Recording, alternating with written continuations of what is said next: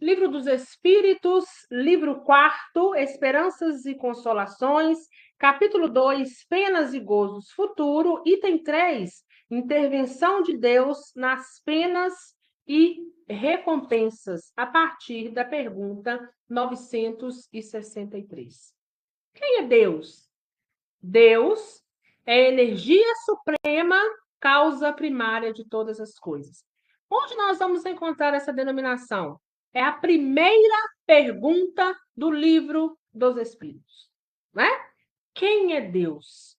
Se vocês forem lá na pergunta de número 1, vocês vão encontrar essa pergunta e, consequentemente, essa resposta.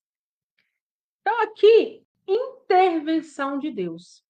Se ele é o criador de tudo, se essa energia é criadora de tudo, de cada ser que encontra nessa terra, ele intervém nessas nossas penas e recompensas, nessas nossas penas, nossos gozos futuros.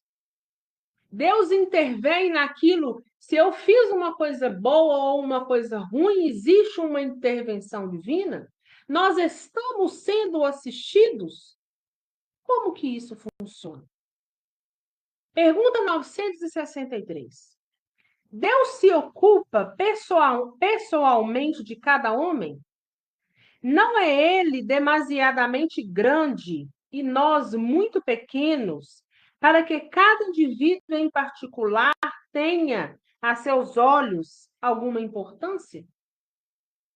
Então, ele está perguntando o seguinte: Deus tem tempo para cada um individualmente? E Deus, essa energia que nos mostra ser tão grande, ele iria ter, né, tempo para nós que somos tão pequenos diante da importância tão grande que ele é? Ele tem tempo para nós? Ele tem tempo para aquela planta que também é um ser vivo que está passando ali pelo vegetal? Ele tem tempo para o animal? Esse ser que é tão grande, tão importante? Olha a resposta. Deus se ocupa de todos os seres que criou, por menores que sejam. Nada é demasiado pequeno para a sua bondade.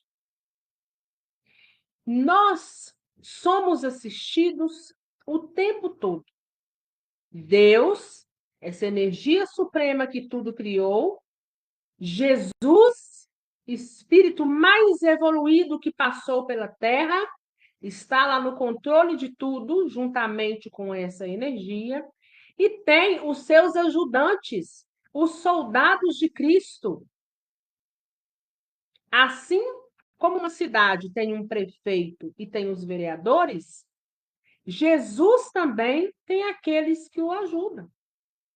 Jesus está no controle de tudo, mas tem os pontos, as equipes que vai ajudá-los a olhar o desenvolvimento de cada um. Por isso, não só um tem mentor, todos têm mentores. Cada um de nós tem um espírito que nos ajuda, que nos intui. Cada um de nós, quando fazemos uma prece, tem um espírito por perto que, atraído por ela, tende a observar o tamanho dessa prece, aonde que essa prece chegou, leva a nossa prece a quem precisa levar. Nenhuma prece fica sem resposta. Talvez a prova vem de a resposta que nós queríamos vem diferente daquela que imaginávamos ou que precisávamos. Mas as respostas vêm. Então, Deus, Jesus e a espiritualidade amiga, eles não é que eles perdem tempo conosco de jeito nenhum. Deus, quando ele criou a mônada, quando chegou até o princípio inteligente e foi passando por estágios até estarmos onde nós encontramos hoje, foi tendo experiências. Deus e a espiritualidade amiga, juntamente de Jesus, desses engenheiros siderais, ajudam no desenvolvimento até mesmo de um ser que está iniciando-se lá no mineral. Então, nós vamos passando por cada fase, vamos passando por cada reino, mas sendo assistido em todos eles, até que nós, então, possamos chegar aonde não precisa, né, de tanto acompanhamento mais, que é na classe dos espíritos puros, onde se encontra Jesus. A hora que a gente chegar lá, a história é outra, né? Se nós teremos que avançar, a história é outra, mas foge, por enquanto, da nossa compreensão, que é limitada. Mas Deus não perde tempo com ninguém e tem olhares a todos nós. Pergunta 964. Deus tem a necessidade de se ocupar de cada um dos nossos atos para nos recompensar ou nos punir? A maioria desses atos não são para ele insignificante? Então ele está perguntando o seguinte: Deus se ocupa dos nossos atos? Os nossos atos para ele podem ser coisas muito pequenas. Seja para nos recompensar ou nos punir, né?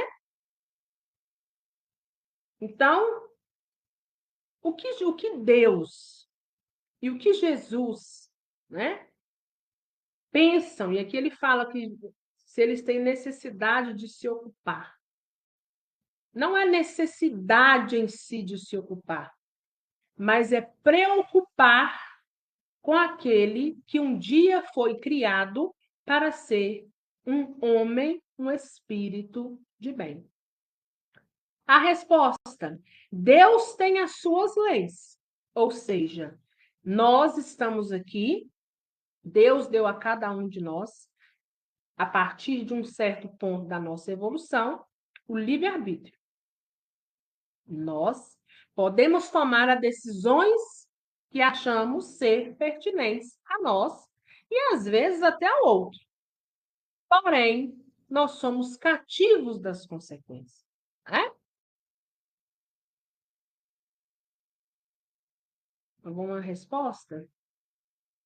Deus tem suas leis que regulam todas as vossas ações. Se as violardes, a culpa é vossa. Sem dúvida, quando o homem comete um excesso, Deus não estende um julgamento para ele, dizendo-lhe, por exemplo, tu és um glutão e eu vou te punir. Mas ele traça um limite.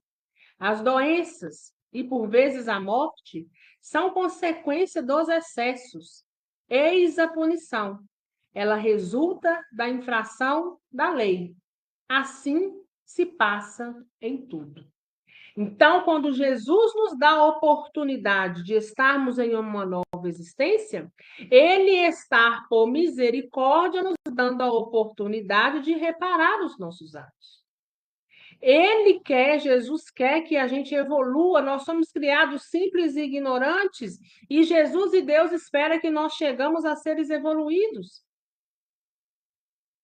Então, se durante esse caminho eu vou tomando decisões e posições equivocadas, eu preciso entender que se eu ferir, eu preciso reparar.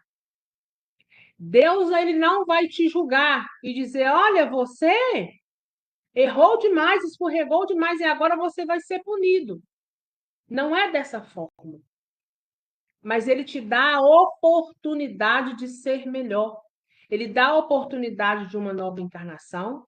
Dentro dessa nova reencarnação, ele te dá a oportunidade de um projeto reencarnatório, se não criado por você, foi criado por alguém que conhece a sua história e vai fazer o melhor para você naquele momento, para que você possa, o mais rápido possível, ir tirando aqueles carimbos que um dia você mesmo colocou.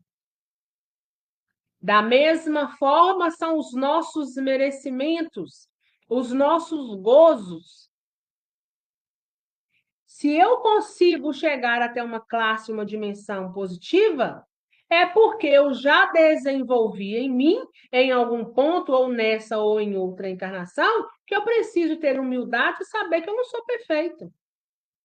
Se eu ainda continuo pisando, apertando a mesma tecla do orgulho, do ódio, da raiva,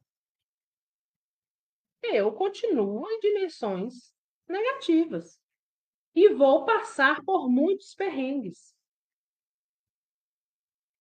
Se eu firo o outro, ou se eu me firo a ponto de lesar o meu perispírito, eu preciso consertar, né? E aqui na pergunta fala. A resposta aqui é taxativa. Se a gente viola a lei, a culpa é nossa. Então, consequentemente, se eu tiver de passar por alguma situação negativa, quem vai passar sou eu, porque foi eu em que em algum momento, em algum dia, eu contraí isso para mim. Se eu leso o meu perispírito, eu preciso consertar o meu perispírito, eu preciso reequilibrá-lo. Eu lesei meu perispírito, então em algum ponto ele está o quê? Em desequilíbrio. Para ele se equilibrar, talvez, né, porque cada caso é um caso, eu preciso reencarnar e preciso, naquele ponto que está em desequilíbrio, ser portador de uma determinada doença. Eu vou conviver com ela, por quê? Para mim poder aprender que um dia onde eu não dei valor e eu lesei, agora está sendo me mostrado a importância daquele ponto, a importância daquele equilíbrio, né? E quais são os princípios de Jesus? Então, a gente sabe que Moisés já veio, né, com os 10 mandamentos. Jesus, em relação aos 10 mandamentos de Moisés, Jesus disse: Eu não vim destruir a lei, que é a primeira lei de Moisés, que são os princípios, os 10 mandamentos. Eu não vim destruir a lei, eu vim cumpri-las. Então, Jesus nos ensina: não matarás, não tira a vida do próximo, porque você não tem esse direito. Amai a Deus sobre todas as coisas e o próximo como a ti mesmo. Que Deus está acima de todos nós. E quando a gente aprende a amar o outro como a nós, a gente aprende a ter empatia. A gente tende a afastar as chagas da humanidade. Não furtarás. Não cobiçais a mulher do próximo. E aí, quando a gente começa a lembrar desses princípios, a gente começa a perceber também que a vida está cheia deles ainda, né? Ou seja, aqueles princípios que um dia foi passado através de Moisés e que Jesus veio para cumpri-los, muitos de nós, ainda não aprendemos muitos desses princípios, ou então a maioria deles. Exigindo de nós, então, evolução. Então, nós vamos pegando esses pontos. Se eu julgo alguém, um dia eu vou ser julgado. Se eu estou ferindo alguém, um dia eu também vou ser ferido. Ainda que de forma mais misericordiosa, né? Porque às vezes, em uma outra oportunidade, eu feri alguém e esse alguém passou por essa ferida, talvez em silêncio. Mas a misericórdia de Jesus, ela é tão grande que quando nós encarnamos, Jesus coloca no nosso caminho pessoas que vai nos ajudar a passar, a nos ajudar a desenvolver. Por que que muitas das vezes as pessoas falam assim, olha, antes a pessoa está purgando aqui na Terra do que estar purgando, por exemplo, no umbral? Porque na Terra você tende a encontrar ajuda, né? Na Terra, a tendência é você encontrar pessoas que têm olhos misericordiosos, apesar da gente saber que está tudo tão difícil, tudo tão misturado, até mesmo confiar nas pessoas hoje é difícil, mas a gente sabe que tem pessoas boas. A gente sabe que tem pessoas que ainda têm olhares humanos, né? Que conseguem olhar um humano como um outro humano, como aquele que erra, assim como ele mesmo. Então, esses o ajudam a passar. Se você está acamado, ou doente, ou depressivo, mas você está com a sua família te dá forças para você passar. Mas se você está num estado desse, num umbral, você vai passar sozinho. Você vai passar sem ajuda, né?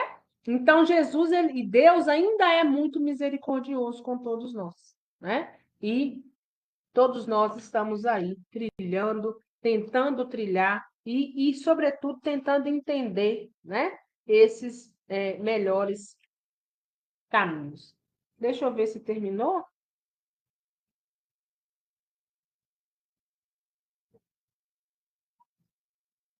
Terminou, né? Assim nós encerramos mais um item aí do livro quarto. Alguma dúvida, gente?